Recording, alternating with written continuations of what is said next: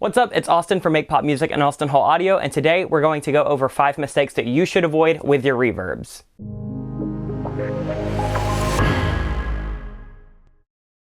What's up, Make Pop Music? It's Austin, and we are back with another video. And for the video today, I wanted to focus on 5 mistakes that I see a lot of people make with their reverbs. These are mistakes that I've made in the past, and they're just common kind of themes that I'm hearing when people send me stuff for feedback or when I'm kind of listening to things that are just popping around the group. So I figured, why not go over these 5 things that can instantly improve your reverb? And when you improve your reverb, you'll start to improve a ton of other aspects of your song. So I don't want to chat too much before we actually hop in, but if you like this video, make sure you like, comment, and subscribe. And if you want to check out more of our stuff, head over to our website, makepopmusic.com. But without further ado, let's actually hop in the DAW and see what these 5 mistakes are and how you can easily avoid them. All right, so the first thing that I want to talk about that I see happening a lot is people not knowing whether to use a reverb as a send or as an insert on a track.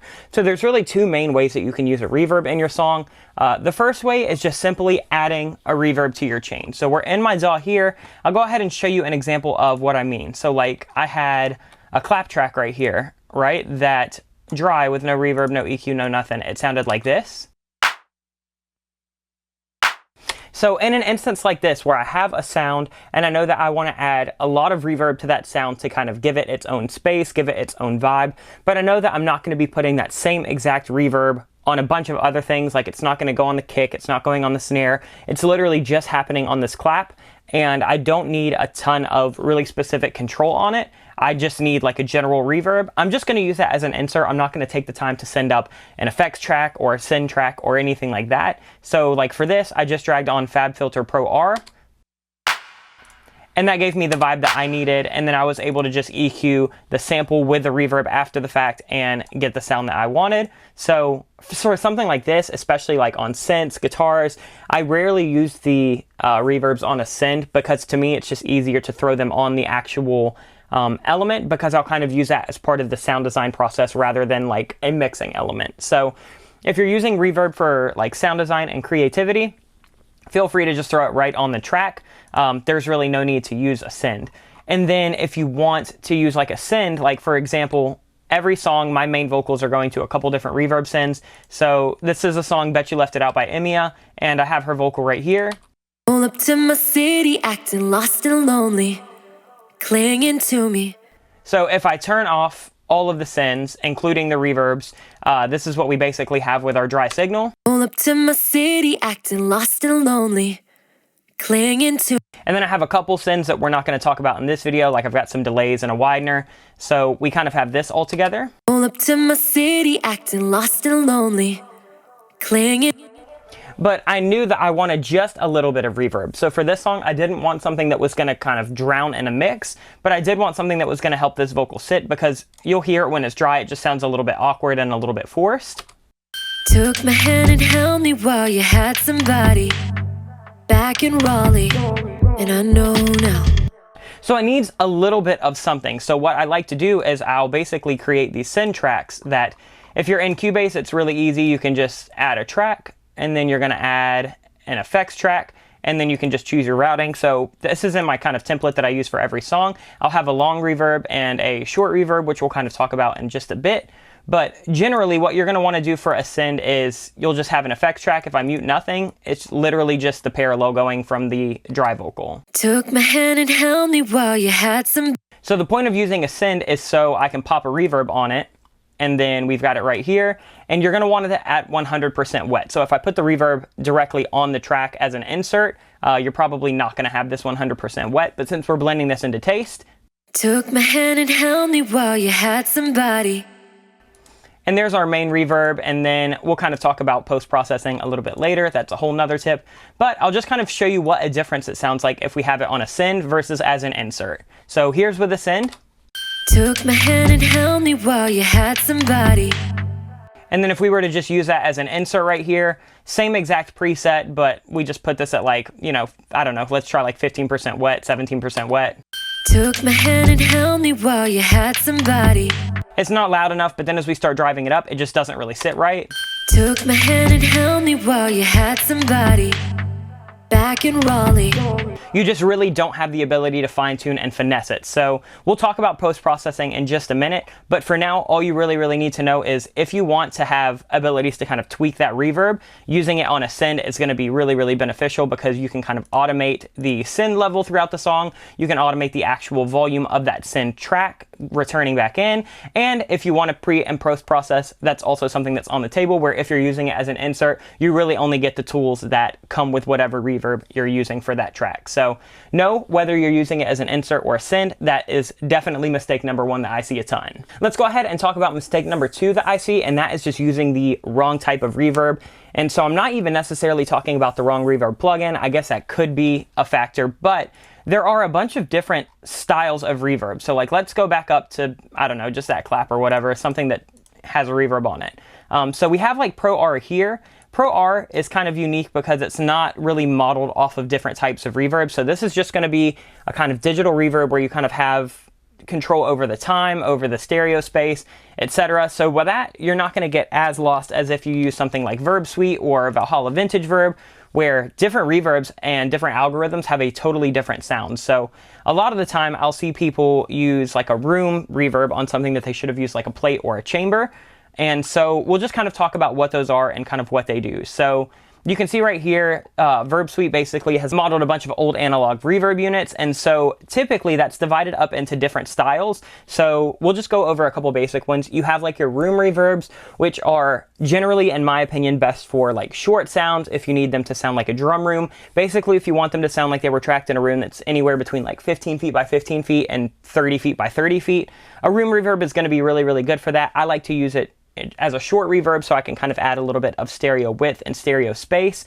But if I'm trying to really get a vocal to sit in with like a nice tail, room reverb is not going to be where I go. Typically for something like that, I'll go for a plate, which is just kind of this dense, generally like medium to long decay reverb. And then if I want something that's just super luscious and kind of really churchy and atmospheric, I'll use something like a big hall, where I can kind of drive that reverb time way up, or you can even get into some of these ambient spaces and chambers. So you really do need to know what the vibe of the reverb you're going for is, and before you go start tweaking your times and tweaking your processing and all of that stuff, know if you're going in to do a plate reverb, a room reverb, a chamber reverb, something with a hall, a digital reverb that's not really modeled off of a certain room. Let me just give you a quick little kind of scope into how different this can make something sound. All right, so for example, here's this clap again. We're going to go back. There it is, dry. Let's go ahead and start trying different reverbs on it. So let's start with just something really simple. Let's start with like a room. So we can even go to like a large room, and you'll hear how even a large room is not going to be that long and that luscious. You can hear it's kind of got that spanky kind of like echoey reverb. It's not super smooth and it's not super dense. So there's a long room. Let's shorten that up just so you can kind of hear. This is kind of how I would use something like this. I'd maybe turn it down a little bit, add some width, darken it up.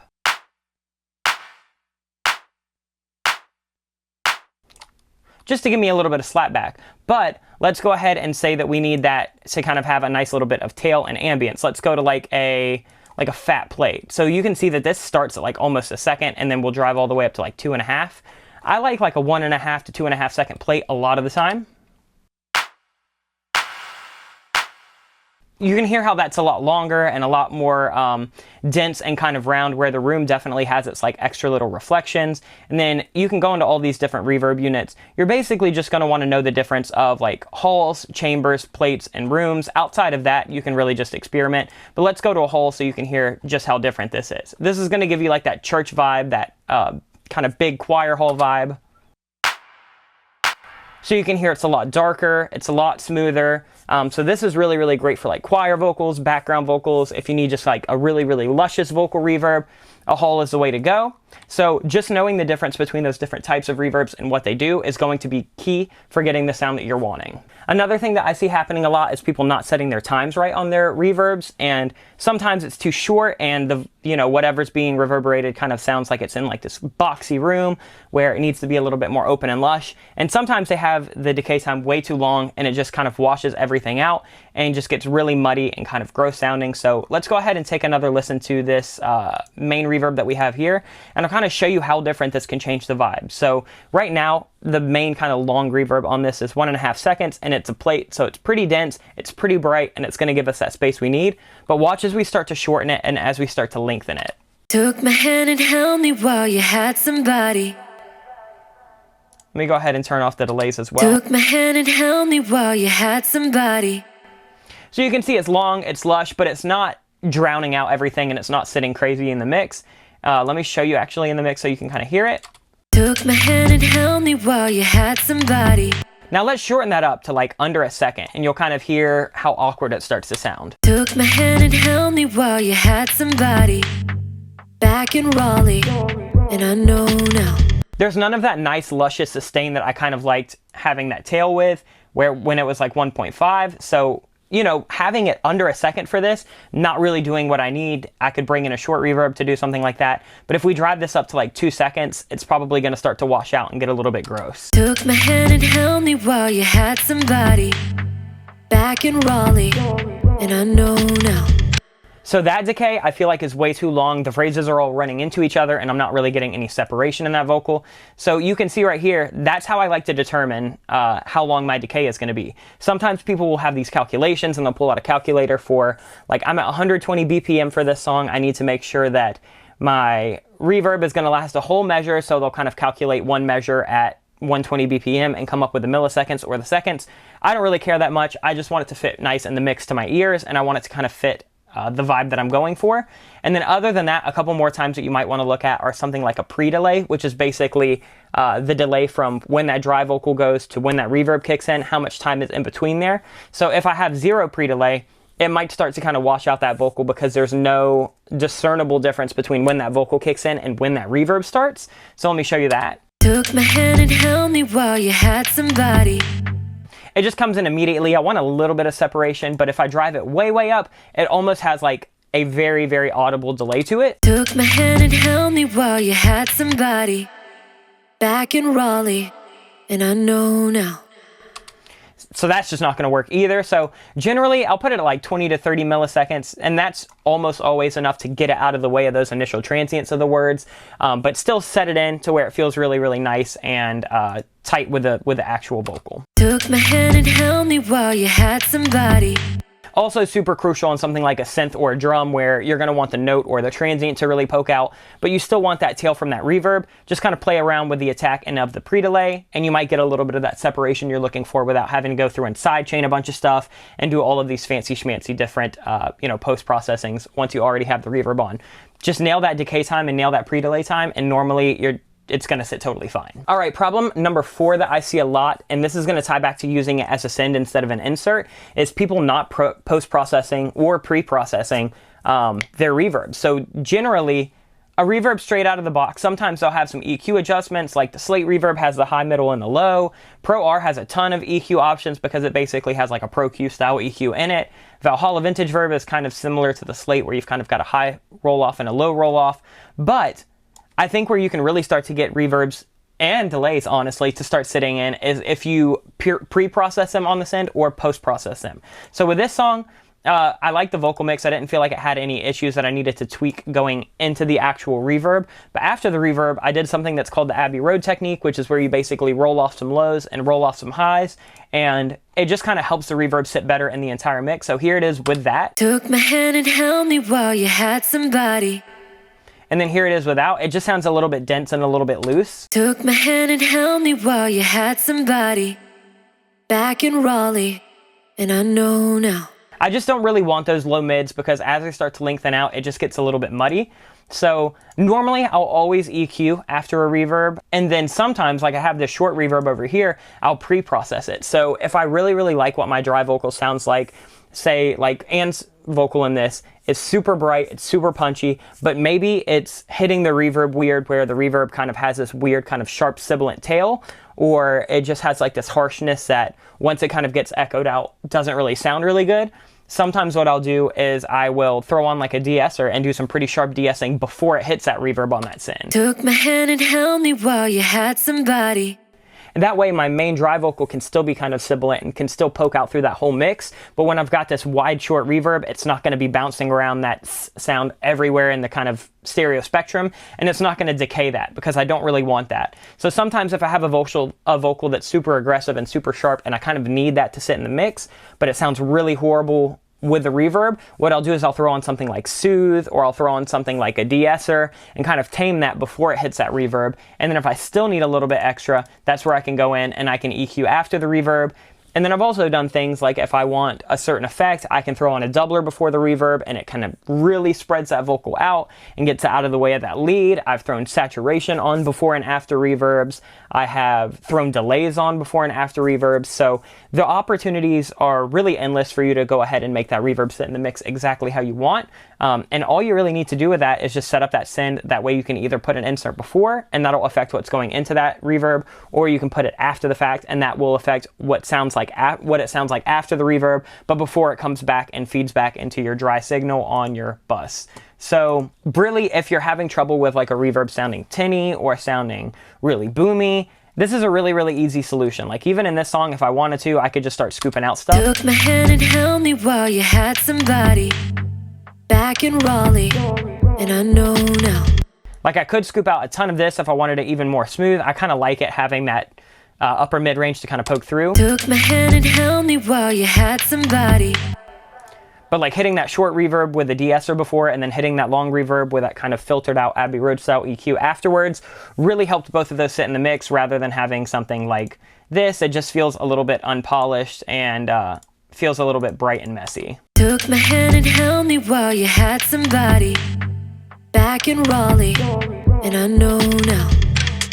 So definitely make sure you are pre-processing and post-processing your reverb sends if that's something that is needed for the mix, and if that's something that stylistically you might be able to add a little bit of extra sauce on. And the last little tip I want to talk about is I see a lot of people putting too much emphasis on one reverb in their track. I've heard people give the advice online before that you should basically have one reverb per element. So for all your synths, you should have like one reverb. For all of your vocals, you should have one reverb. For all of your drums, you should have one room reverb. And to be honest, I've tried it a couple times, and it normally makes for a super boring and one-dimensional mix. So I'm not a huge fan of that at all. I prefer for every element to have its own reverb based on what's needed. So if it needs a little bit of stereo space, maybe I hit that with a short reverb. If it needs a little bit of just smoothness, maybe I hit that with like a medium to long Hall or plate reverb. If I need something that's going to add a ton of tail and decay, like maybe a percussion hit, maybe I throw on a 7-second, Taj Mahal style reverb on that and really just let it rock. I don't feel like every element has to have this kind of one big all-encompassing reverb or delay or anything like that that's going to help it sit into a mix. And even with, like the two vocal sends I have here, like we've been going over the long reverb and the short reverb, and they both have really specific purposes. If I got rid of either, I don't think the track would sound as good, because I need that short reverb to kind of have that slap back wide feel to really put that vocal in the mix and still keep it decently dry sounding. But I also need that long reverb to kind of give me a little bit of that tail, so when the vocal stops, it doesn't sound kind of awkward and kind of left out and leave me a billion other things to start kind of doing here and there. So definitely just making sure that you're focusing in on what type of reverb, what your decay time is going to look like, how you're going to process that reverb. Those are all ways to add a ton of dimension into a mix and a ton of kind of signature characteristics. So don't feel like you need to be limited to one reverb or to two reverbs or to just your main sends. And definitely don't feel like you need to stick to one reverb plugin. So typically on a mix, I'll use Pro R, I'll use Verb Suite, I'll use Valhalla Vintage. Sometimes I'll use like Supermassive. It really all just depends. I'm not a huge fan of using the same thing for everything, because I just don't want a boring mix. So that's pretty much it. Just make sure that you don't kind of pigeonhole yourself with only one or two reverbs in your entire mix. Feel free to do exactly what you need. Just make sure that you're kind of tailoring those so it doesn't get messy and out of control. That's pretty much it. I can give you one extra little bonus tip since you're already here. If you've made it this far in the video, it's the least I can do. And that is, say you want to do like a big reverb throw, right? So we have the main reverb on the vocal. We have some delay throws here and there. But let's say that we just want one big phrase to be this huge reverb, and we don't really want to automate something on the lead vocal because it sounds awkward, but we don't want to set up a whole send just for that reverb throw. It's super easy. All you have to do is just duplicate that track. So all I did was literally duplicated this vocal lead print into this reverb throw track right here. And you can see right here that when I take that big reverb off and this EQ off, it is exactly the same. It's literally just Killer. And I said it must have been killer. And if I you can literally hear it start to phase out because it's the same exact thing duplicated. But what I'll do is if I need a big throw, I will, kind of similar to how I would process a send, I'll just put on a reverb, put it at 100% wet, and then on this one, like, I filtered out a ton of lows and a ton of highs, and it's really, really long. It's like 4.5 seconds, and then I took away a little bit of top end. And so now this by itself sounds like this. But I'm not going to get any phase issues because I have that 100% wet as you would on a send. So when I mix that with that lead vocal, I get this really, really nice reverb throw that literally only happens twice in a song. So you can see it wasn't needed to add a send, and it would kind of be a pain in the ass to automate that onto the actual track itself. So all you do is duplicate it, throw on your reverb, and then you get full control. it must have been killer. And if I was her, 'cause I've been her, I know. And that's it. I did the same exact thing with the delay throw. We've probably talked about it on the channel a lot, but I know we talked about using sends and inserts, so I figured as a bonus tip at the end, I would just show you what to do if you wanted to kind of blend the vibe of the two. Just copy the track, throw on a reverb at 100%, and then you can still post-process after, because this is basically just working as a send that only happens like once or twice. But that's going to do it for this video. Hopefully you guys enjoyed this. Let me know if you have any questions about this. And there you have it. Those are 5 common mistakes that I'm seeing come up all the time. So just make sure that you're paying attention to what reverb you're using, why you're using the reverb. Do you want to use it as a send versus an insert? These are all small decisions that can make a massive difference in your mix. A lot of the time I hear people just get reverb super wrong. It's either way drowned out, or things are way too dry, or the space is just really awkward. So if you can really find a way to hone in on your reverbs and make sure that they are mixed properly and set properly to time and just processed properly, I think that your mixes will kind of open up in a 3-dimensional space, and I think it'll be easier to kind of discern what's going on and gel everything together as one cohesive track. But if you have any tips that you like using for reverb, please comment them down below so we can all see.